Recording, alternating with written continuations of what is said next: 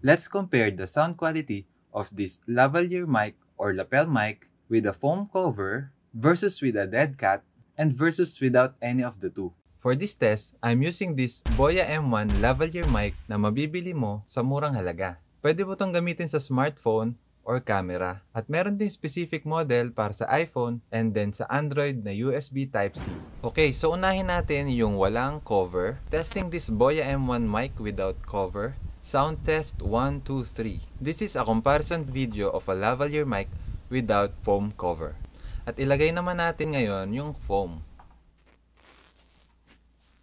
Testing this Boya M1 mic with foam cover. Sound test 1, 2, 3. This is a comparison video of a lavalier mic with foam cover. Okay, ikabit naman natin tong dead cat or yung tinatawag nilang wind muff.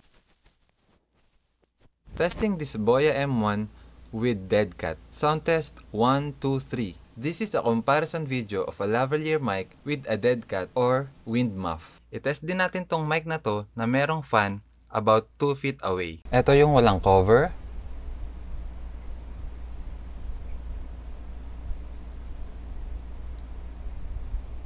Ito naman yung may cover.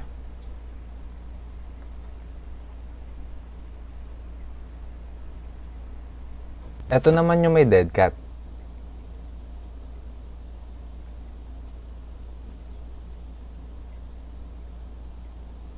Kung indoor lang naman at hindi naman maingay doon sa kwarto mo, pwedeng wag mo nang ilagay yung foam. Pero to be safe, mas maganda yung may foam para maiwasan or ma-reduce natin yung mga unwanted noise. Kung nagva-vlog ka naman outdoors, Sound check.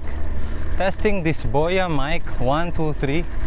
Testing this Boya mic while biking. mas maganda na dead cat na lang yung gamitin mo para ma-reduce nito yung mga wind noise, lalo kung naglalakad ka habang nagsasalita. Let me know din in the comments kung gusto nyo i-compare ko yung internal mic ng smartphone versus lavalier mic. See you in the next video.